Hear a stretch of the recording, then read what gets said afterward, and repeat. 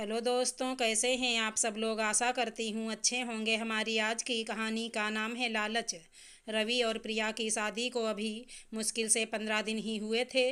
दोनों की शादी बड़े ही धूमधाम से हुई थी, क्योंकि प्रिया एक अच्छे खासे परिवार से थी, तो दहेज भी अच्छा खासा ही मिला था। दहेज में घर का सारा सामान, गाड़ी और फर्नीचर जो जो रवि के घर वालों ने मांगा था, सब कुछ दिया गया था। तो घर में खुशी का माहौल था।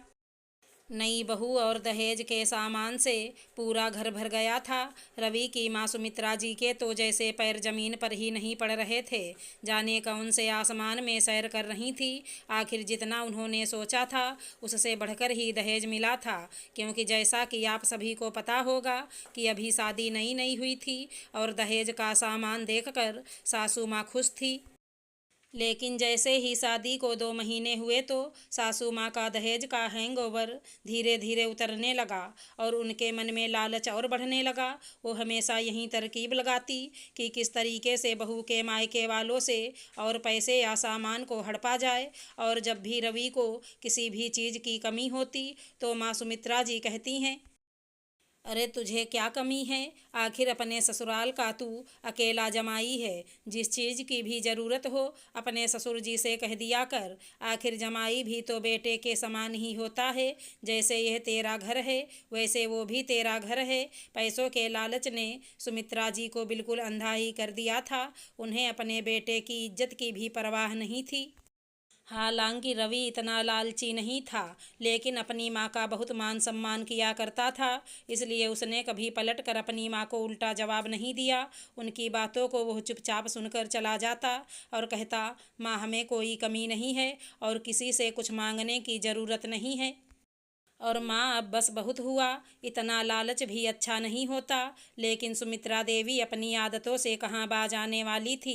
वो अपनी बहू प्रिया को हमेशा कहती थी कि तुम अपने मायके से यह मंगा लो वह मंगा लो, और बहुत सारे सामान मांगने का दबाव डालती थी।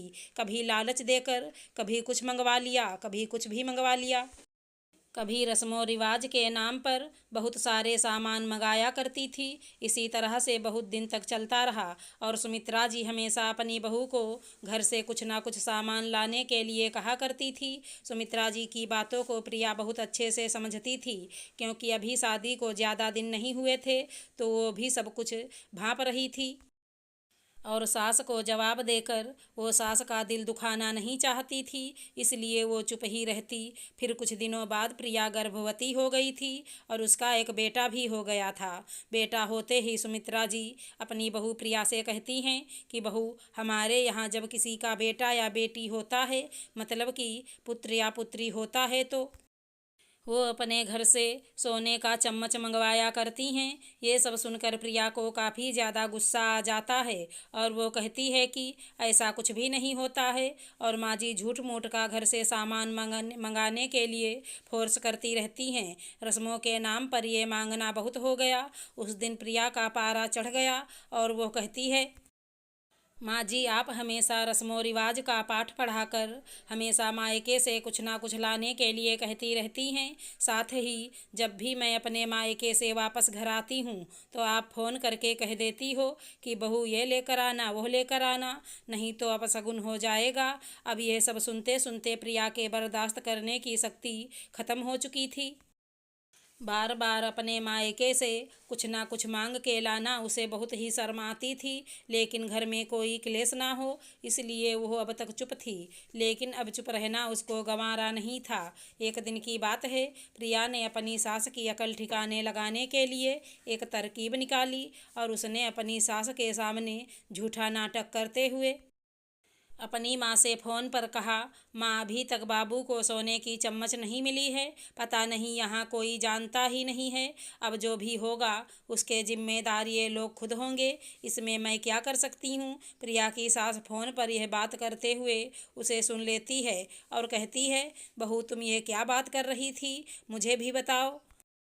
प्रिया ने कहा, माँ जी, दरअसल हमारे यहाँ यह मानते हैं कि अगर घर में पोता या पोती होती है तो उसके दादा या दादी बच्चे को सोने की चम्मच देते हैं, और अगर 6 माह के अंदर यह चम्मच ना दी जाए तो बच्चे के दादा या दादी में से किसी की भी मौत हो सकती है। पता नहीं आपको इसके बारे में पता नहीं है क्या, जो इतना समय हो गया लेकिन अभी तक बाबू की चम्मच नहीं आई। वैसे तो प्रिया की सास सुमित्रा जी बहुत ही चालाक और लालची थी, लेकिन वो कहते हैं ना कि अगर जिंदगी ही नहीं तो फिर लालच किस बात का।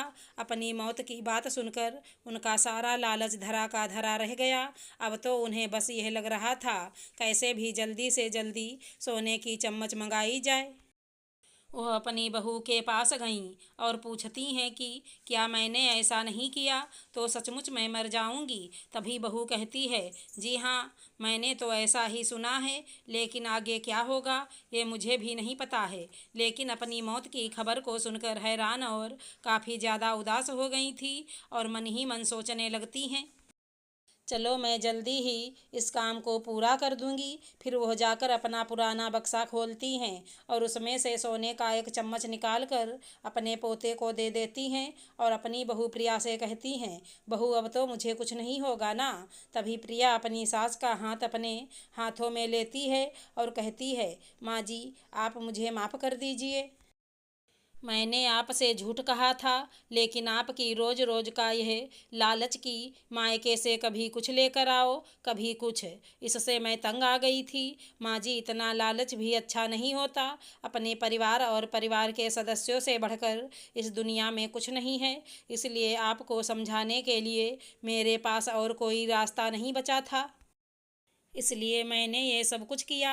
उसी दिन सुमित्रा जी को प्रिया की बात समझ आ जाती है और वो अपनी की हुई गलतियों के लिए प्रिया से माफ़ी मांगने लगती है और कहती है कि मुझे माफ़ कर दो बहू, आज के बाद मैं कभी भी लालच नहीं करूँगी और ना ही तुम्हें कभी मायके से कुछ लाने के लिए कहूँगी।